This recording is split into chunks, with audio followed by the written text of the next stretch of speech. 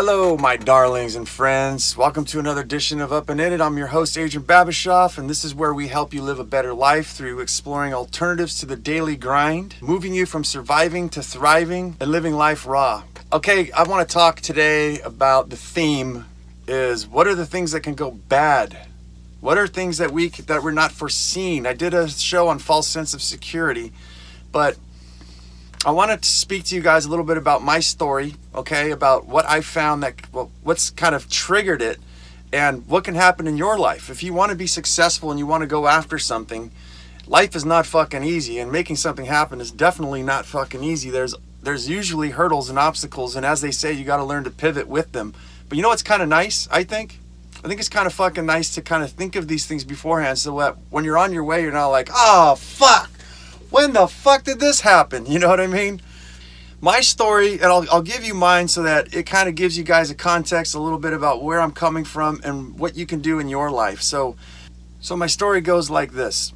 Divorced, separated from my ex-wife about 2.5 years ago. She takes my daughter and watches my daughter. I get 30 hours a week to work. For those of you who don't know, my daughter has become uncontrollable at certain points with the ex-wife, throwing rocks at her car, situations where the police almost showed up at a restaurant. And that's what I got. I got hit with that about maybe 6 months ago. And it's my fault for not thinking of these things and seeing this. And this situation is basically my ex-wife may not be able to take care of my daughter to give me those 30 hours a week to work. So this is the story. This is what I have going on.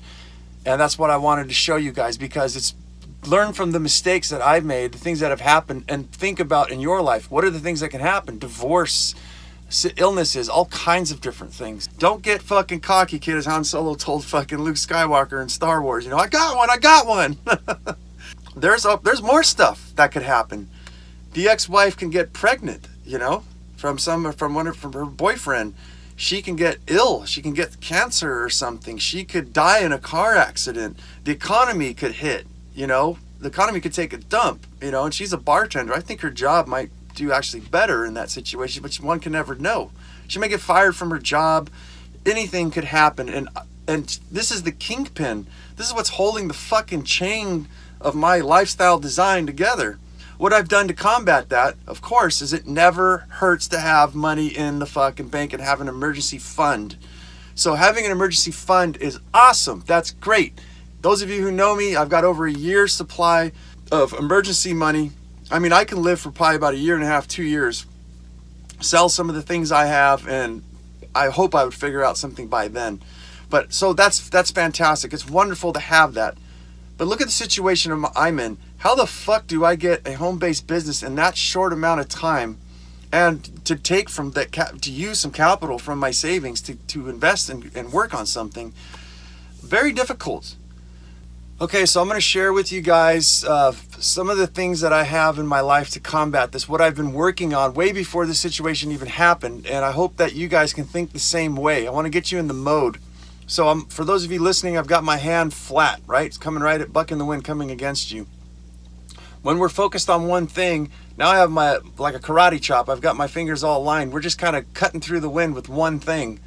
But if we open our hand, we open up our symbolizing as possibilities. Now we have multiple income streams or multiple tributaries as a river. A tributary is a spring. It's a little tiny stream that feeds into the river. And if for some reason one of those got obstructed or cut off, the others keep flowing and feeding the river, and the river continues as usual. And that's the point of all this, is to stay resilient, to be able to survive and find out what it is that we can do. Now, some of these things I've incorporated into my life are things that I like, as I said. So the very first thing I have going on in my life right now is I love to garden. I love to grow stuff, right? So I've been thinking about starting this garden club where it's container gardening, where people don't even have to think. It's using a well-balanced, pH balanced soil. You can move it around. It's mobile. It's very simple, very easy to set up. And it would basically be a garden club of people paying, say, $25 a month to join this thing, where they get discounts on soils and they get all the information they need from me on how to grow things. And it would create a community where everyone would share what they grow and be able to show off what they got, exotic species and things like that. And so that's one of them, right? That's a fallback. It's what I have right now. My second one is I've been working on building websites. Okay, I built my own websites for some of the podcasts I've done and for my business, and I've been farting around with that. Do I love it? No, but I see it as something I saved a hell of a lot of money. But this also gives me an opportunity to be able to build websites for other people if I so chose to.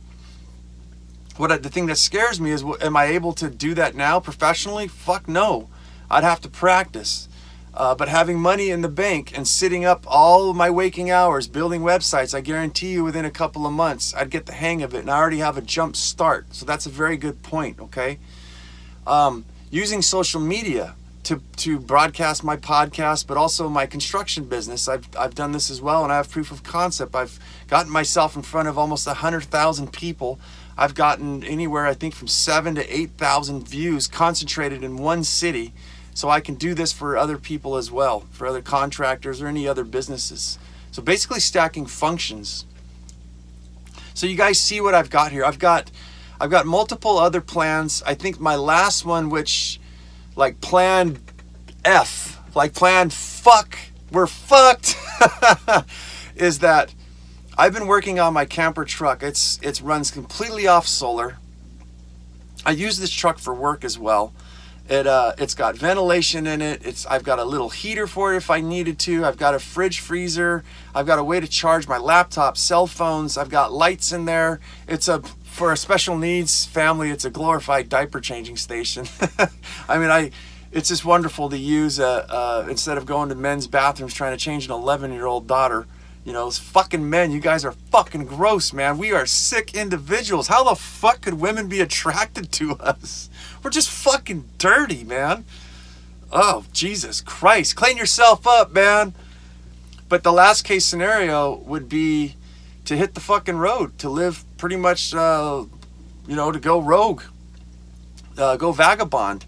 And what you guys would think is like, oh shit, he's gonna go live on the streets. No, I wouldn't go live on the streets with my daughter, but very fucking scary too. I would like to tell you guys that if you're depending on, like, especially if you have a special needs kid, they have a thing like in-home care services and things like that, Social Security, food stamps, you cannot fucking make it, man.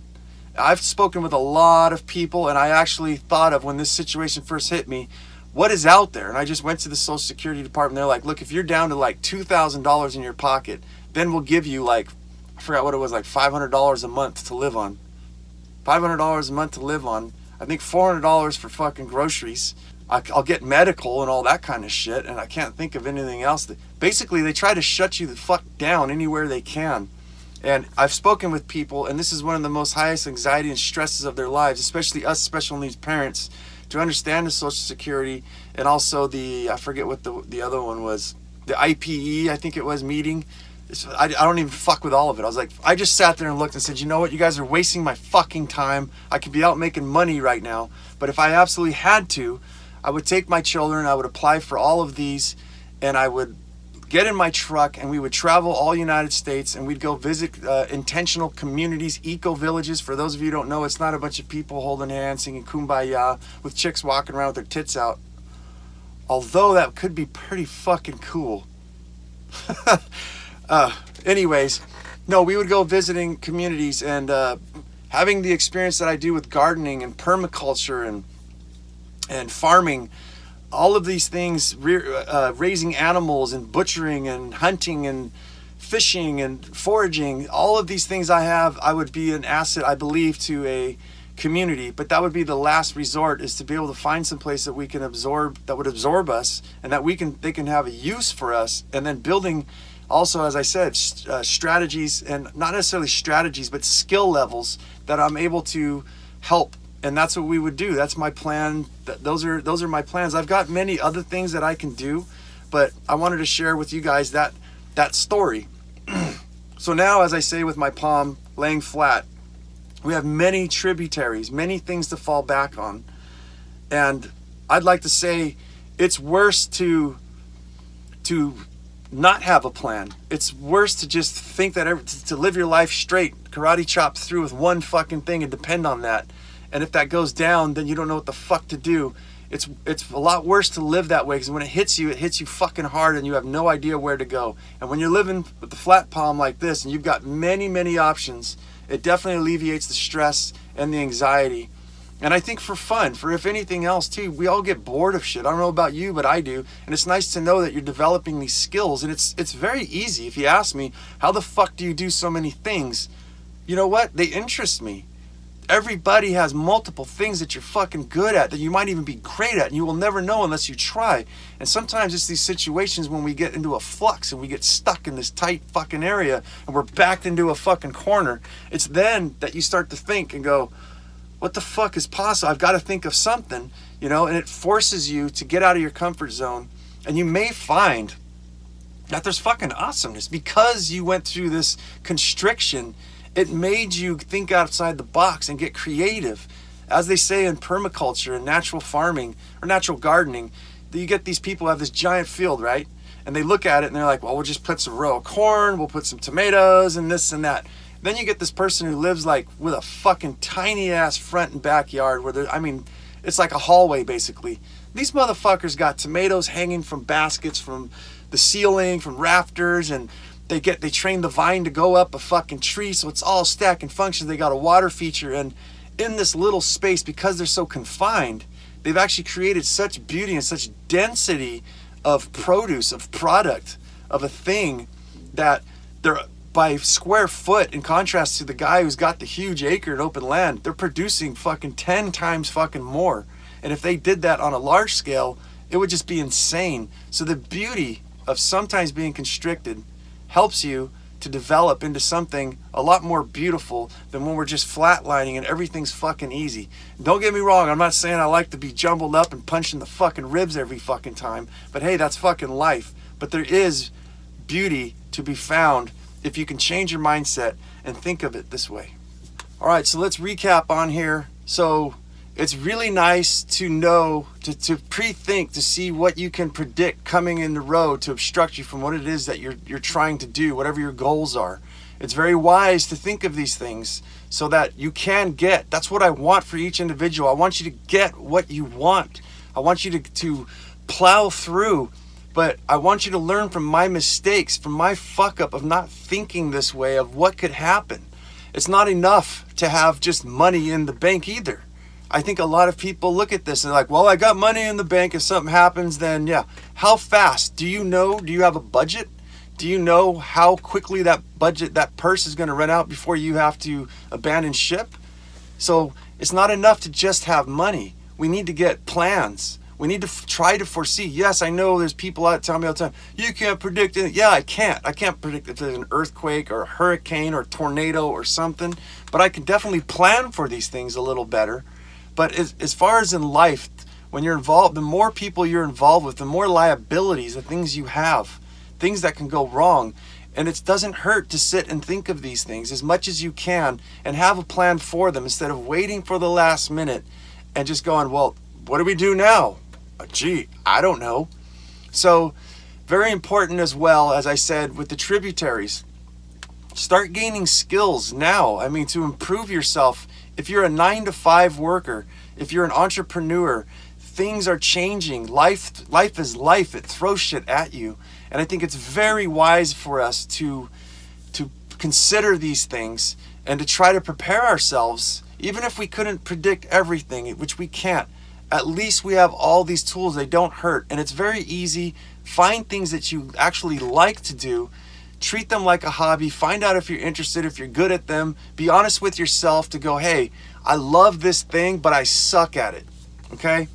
At the end of the day, I think that's been the argument with the Xbox for me is, you're all about money. It's like, yeah, well, fucking, what could happen? What do we need? Can you grow your own food? Well, where does everything come? What keeps the goddamn lights on? It's all money, and it's a plan. And you've got to save, but you also need to get a plan. And I think the sooner that you start to develop these skills to combat, to be able to pivot when something happens, the economy takes a turn, or we got automation and things happening, to always stay on the ball. And again, it doesn't matter whether you have a 9-to-5 job. This may help you. These constrictions and these thoughts may open you up to a whole new chapter of possibilities. So you guys, I'm new here. I'm trying to do the best for you. Let me know how I'm doing, please. It helps me out. Give me a thumbs up, a middle finger, a thumbs down, whatever. Let me know that you guys are out there, what you guys think. If you enjoy this thing, it gets me off to see that somebody's watching, and that hopefully it improves your life. If it does, definitely let me know if this is interesting, and let me know if there's certain things that you guys want to hear about. I'm here for you. It's a 50-50. I'm meeting you guys halfway. I talk about things that I love to talk about. Sorry again for all the swear words. I told you guys from the very first podcast, I'm a potty mouth, and I'm not trying. It's just the way it comes out. But you guys, check me out on, we've got the Facebook group. I'm posting every single day on Instagram for you guys, to show you guys about how my mini retirement's going, how I'm living, what it looks like. But check me out on Instagram. Every day there's a post on there. We got the Facebook, we got YouTube, we got Spotify. We also have the iTunes right now. I do not have a website yet. I need to take time to build it, but I just want to see if I have an audience, if I have people who are interested in what I'm doing. And I'll have a lot of things. I've got a lot of stuff for the future for you guys. But hey, thank you for watching. And as I always say, do not lose your muchness. Carry on the fire. Human up, live it, love it, own it, and bone it.